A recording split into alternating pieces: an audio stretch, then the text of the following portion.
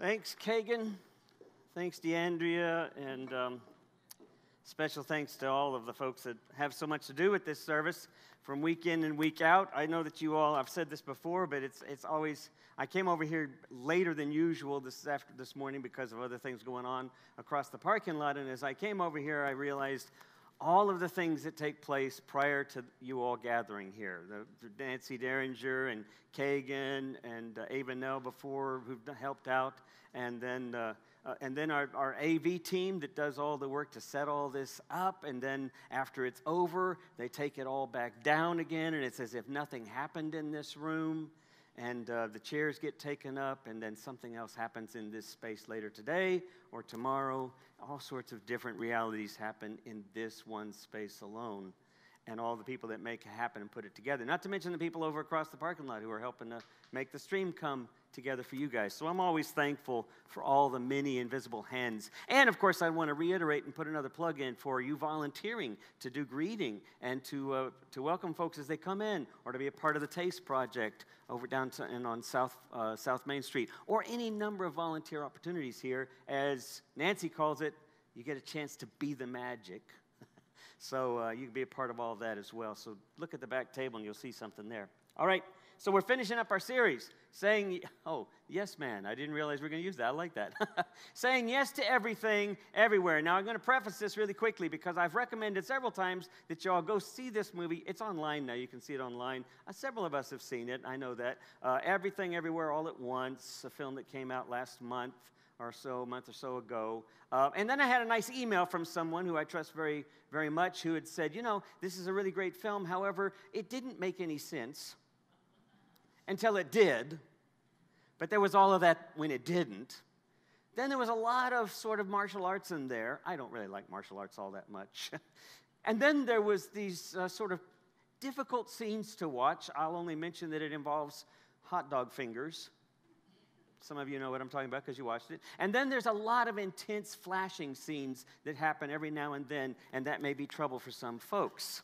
And I thought to myself, oh, I just thought that's normal. Isn't that normal? Isn't that what you always expect when you watch a movie? So I'm giving you a little heads up here that if you do decide to go watch it, look forward to those things happening and to be surprised. And yes, as I watched it with Linda, my third time, her first time this last week, and Linda looked over at me about 2/3 of the way through the movie. She was still looking at me like, really? Can we just go back to a Masterpiece Theater or something? Would that be okay? And I said, no, just hang with it. Just hang with it. There's a beautiful scene with rocks. And sure enough, we were both crying by 2/3 or 3/4 of the way through the movie and found the connections. But there was some extended stuff that you just have to kind of put up with. So I invite you to still check it out. But that's the reason why I use the phrase everything, everywhere, is because what I think we're about in 11:11 that might be different from a lot of other church experiences, maybe that some of you have experienced in your past, where, in fact, as DeAndrea mentioned, there are things that are concrete that are kind of kind of indoctrinated, kind of this line that's drawn that says, this is how you believe, this is how you don't believe, this is how you're included, this is how you're not included, this is what is right, this is what is wrong, and some of us have come out of these experiences that were, in fact, even abusive in many ways, whether verbally or exclusionary or marginalizing, but we felt very, very disconnected, if not excluded. And so this idea of where things are black and white, what we try to do in here, I think, is we try to find that space where we can see how all things are happening all at once.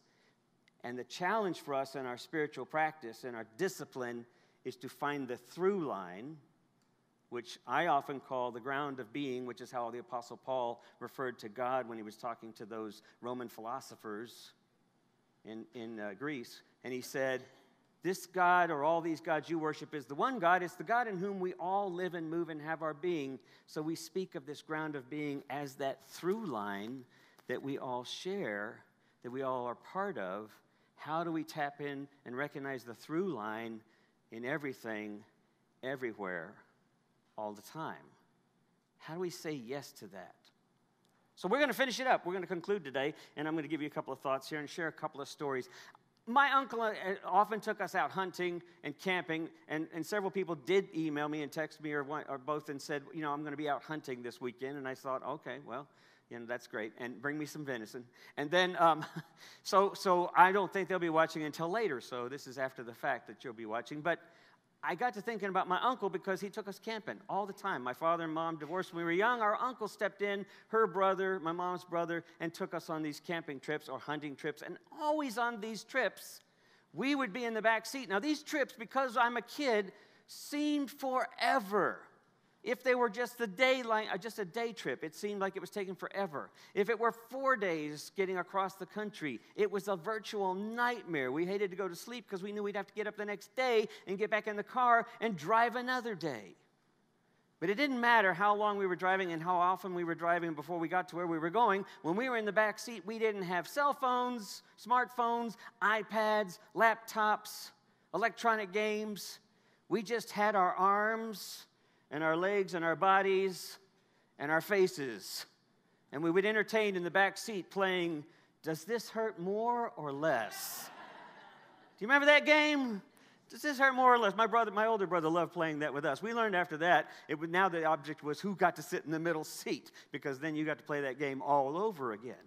But no matter how far we were driving or how long, we were always asking this question. It seemed like we asked it every 30 minutes. But we'd ask it. I remember it now that way because I've had kids, and we've taken long trips, and we've heard the same thing. You've had kids. You've heard the same thing if you didn't say it yourself. Are we there yet? Right? Are we there yet? And my Uncle Mac, what he would say was beautiful because he'd always say, yeah, we're here.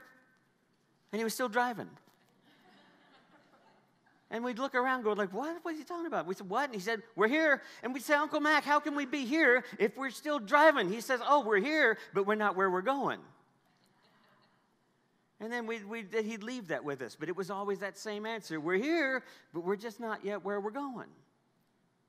That's really what this feels like to me in 11:11. For many of us, we're here. We're not yet where we're going. And it's always interesting because if you're like a lot of people that go to church, even us enlightened, more spiritually conscious, more awake individuals in here, most of us come once every 6 weeks. Most of us come every couple of weeks. Some of us don't come but every few months or so. But it's all right because, you see, we're here, but we're not where we're going yet.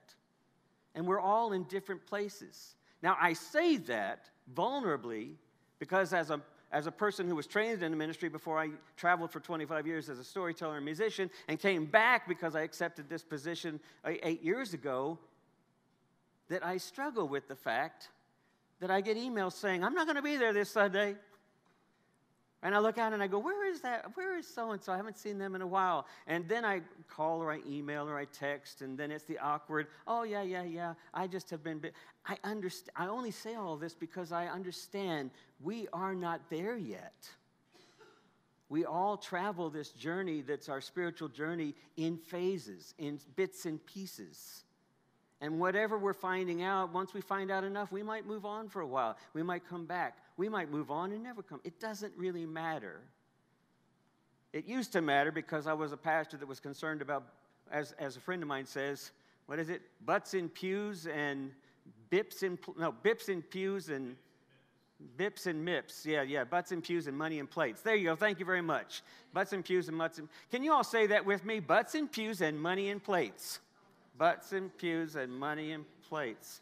Now, that's just my general anxiety, okay? That's just my daily, weekly anxiety, but not anymore. Because I'm not there anymore, I'm now here. Even though I'm still going somewhere, I'm still maturing, still changing. This life that we live is always changing, and the challenge is to see what's going on. To pay attention. That's the challenge. That's the challenge in terms of these 5 givens or these 5 truths that I've talked about. That life goes awry sometimes. Plans don't go as they seem. People are mean. People disappoint us. Don't do as we expect. We die. Things die. Life dies. We live, we grow, we die. Mortality. Pain. We experience pain. Life is change. And sometimes we get disoriented. But really what this process in here, I think about, as much as it's about worship, our worship is really about practice. Because what we're trying to do is to find that through line.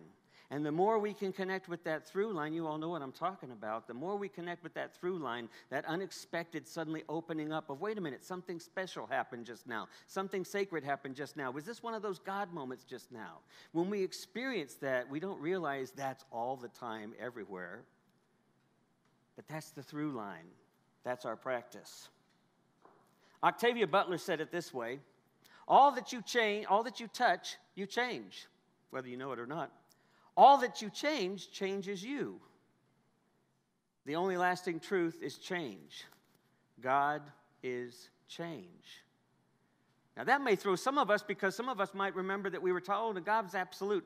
God is not changing, unchanging, omniscient. We've had all of these labels that we've grown up with, and we've understood them as the way things are. Now, I'd ask you why you've understood that as the way things are. Where did you hear that? Who told you that, right? I mean, we learn all of these things. We have a whole history of conditioning in our lives for any number of things that we know are right or wrong.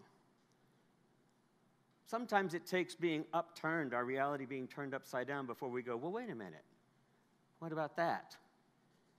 Everything's happening all the time, all at once, but what's the through line that's holding it all together, that's pushing it in some course that Linda and I, my wife, we like to talk about as shalom, how we find the kingdom of God here and now, that place of God's peace, God's love, God's justice, harmony. We're not there yet. We're here. We're headed that way. So I want to give you a little memory exercise. Think about this week. And I'll share something that happened. Think about this week, and I want you to think about someone you met or an encounter, just a casual encounter at the store. Think of anyone that you ran across. Maybe it's somebody that you meet on a regular basis, but maybe it was at a gas pump. Maybe it's a 7-Eleven you go to on a regular basis, or maybe the pharmacist knows you actually by name, or maybe it's your favorite coffee. Think about someone you've encountered this week and what that opened up in you for a moment. What that little encounter felt like. Think about if that's happened more than once. If it happened in different ways. Think about all the different people you encountered this week, or the different moments. Someone died this week. You sent your condolences. Someone celebrated a birth. You started to think about how joyful that moment is. Your car didn't start. You were thinking about how terrible life can be. Think about all the things that happened to you this week. These are all the givens that we experience all the time, everywhere. And the challenge is to remember, like that time I was flying above the clouds for the first time and realized, oh wait, there's a sun on the other side of these dark clouds. And then the more I flew up there, I realized, oh wait, there's a dark cloud underneath this sun. And it's all the time. So a friend called me to tell me this last week that his Astros won the World Series. Y'all watch that game? You're really excited about it, weren't you? Yeah. He was excited. He said, Dusty Baker, oldest African-American, first of all, African-American manager of a Major League Baseball team. Secondly, first and oldest to ever win in the World Series. He was telling me all about how much this meant to him. I said, it's a baseball team. But it meant everything to him. He was so excited. He said, they threw Dusty Baker a party, and then they celebrated Dusty Baker's life. And then there was an article written, does Dusty Baker know how much everyone loves him? And I asked my friend, I said, do you love Dusty Baker? And he said, well, yeah. I guess I love Dusty Baker. And I said, do you know how many people love you? And he just stopped. He was like, what kind of question was that? And I asked him again. You see, the challenge for us is to always look for the through line and to recognize what it is we're attaching to when, in fact, that's keeping us from experiencing something else.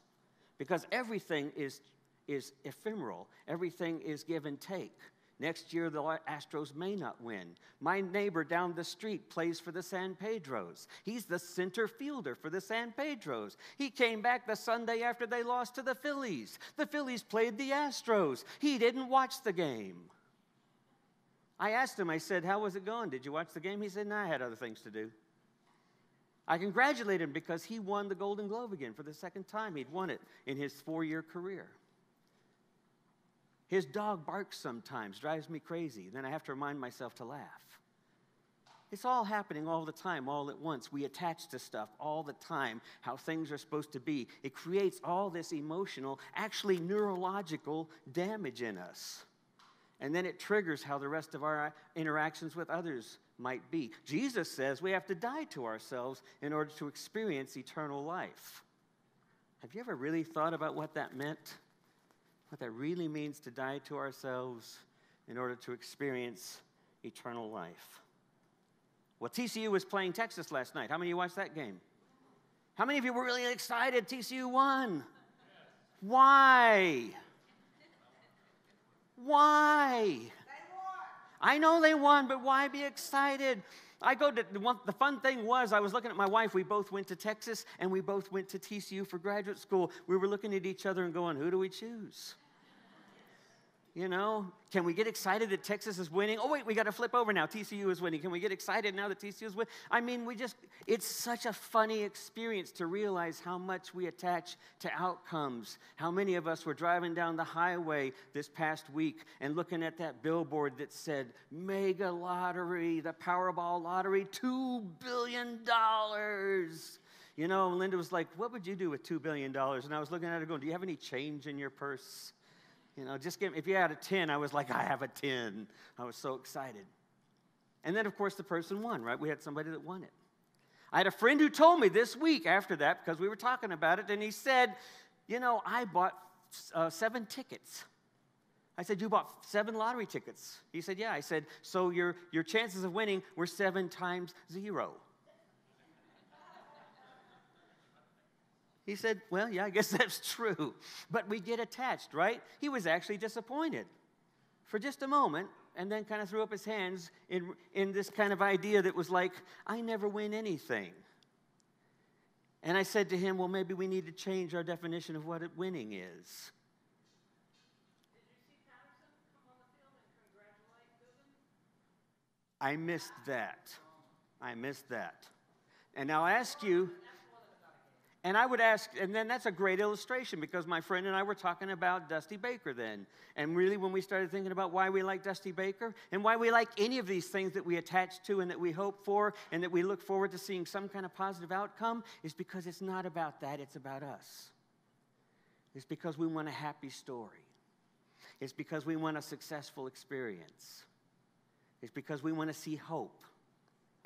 And what I want to suggest to you is that the challenge for us is to find the through line and recognize that when we connect with the through line, we are bringing hope to these moments. I want to show this quote up here from Mary Oliver.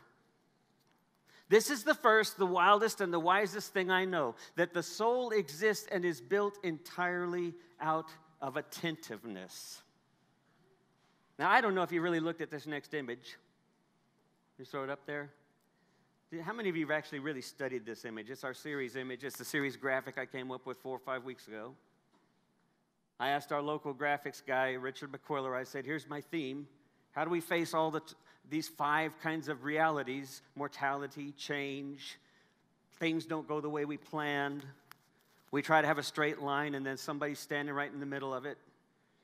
And then they're not doing what we would expect, and they're throwing a wrench in our plans. You see all of that happening here? I loved it. I thought it was great. We try to find a straight path. Has any of our straight paths ever worked? Are any of us exactly where we expected we would be 20 years ago, 40 years ago, me 50 years ago? Life is defined by change, by our mortality, as I think it was, it might have been Alice Walker that said this, a curve in the road isn't necessarily a bad thing as long as you remember to make the turn. This next image. Sorry, kids. It's like I don't want to see that monkey anymore. Mean people are always around to teach us the meaning of life. Really? Does that make sense? How do we find that through line? Here's what Cahill Gibran said, the inspirational writer back in the 70s. He said, I have learned silence from the talkative. I have learned toleration from the intolerant. I have learned kindness from the unkind. So why is it so strange that I'm ungrateful to all these teachers? Do you need me to repeat that? How many times have you gone online or joined online or just noticed online how many people jump on this bandwagon or that bandwagon? Jump on this negative tale or this negative spin. Jump on this anxious fear or this anxious fear. Somehow it feeds our neurology. It feeds what we're kind of addicted to, that attachment, that need that things work out the way that we expect them to. And yet we're not learning from the very thing that's right in front of us. We're not here. We're always thinking about there.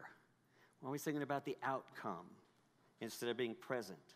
Saying yes to where we are is this challenge of actually saying yes to what we're experiencing and then paying attention deeply to it.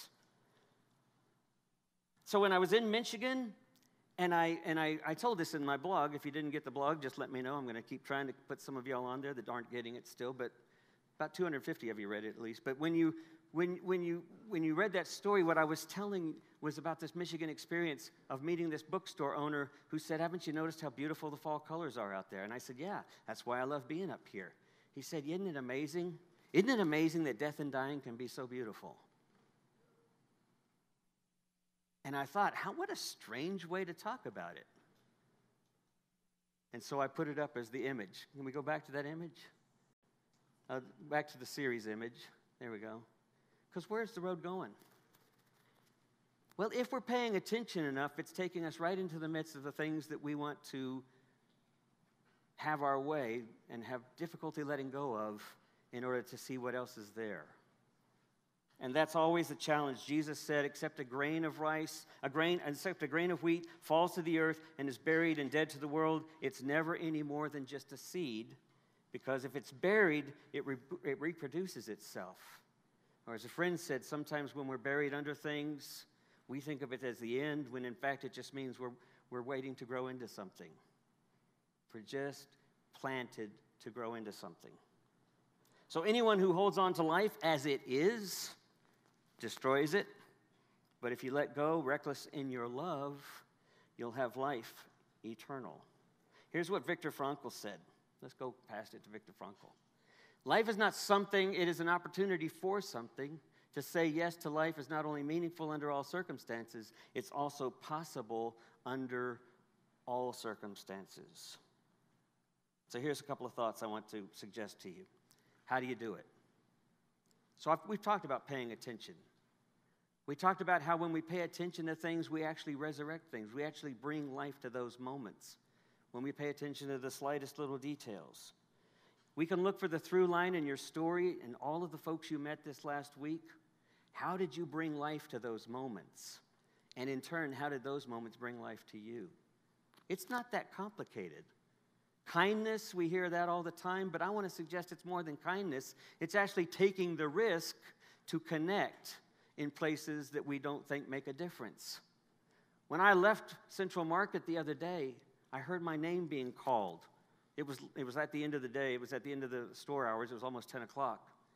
And I looked back, and it was the growler guy. I've talked about him before in here.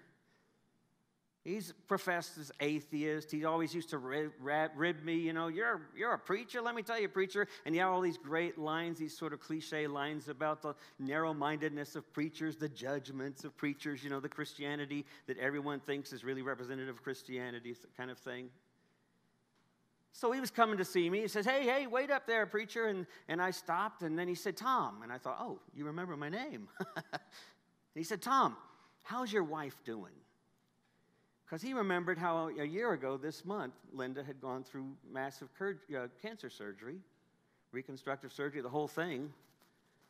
And he'd asked us, as we've been coming back and forth, how she was doing and interested in that. And he's seen her since then, because she's doing great, obviously, now. But I also knew his wife dealing with cancer and also multiple sclerosis and just some other things, a professor who's now early retirement from TCU. I said, well, how's your wife? Well, we're doing all right. We made a trip to Galveston. We talked a little bit about trips, you know. And he said, well, tell your wife I said hi. And I walked away. And it suddenly occurred to me how things had changed, right? How the through line had found itself in spite of all the other distractions and attachments. But it took that willingness to be present in the simplest way. Gillian Sunquist calls it this way. She's a professor at Sussex, at University of Sussex. She says, it's amazing how profound the tiniest encounters can be when we're intentional about them. On the bus, at the store, on the road, because you decide, I'm going to let everybody move in front of me. That's the next right thing for me to do, is to slow down and let everybody pull in front of me. You know, or wave to someone or smile. It's the simplest things that suddenly remind us not only are we paying attention to them, but we're transforming them toward us in the simplest ways as well. Like my friend saying, does Dusty know how much he's loved?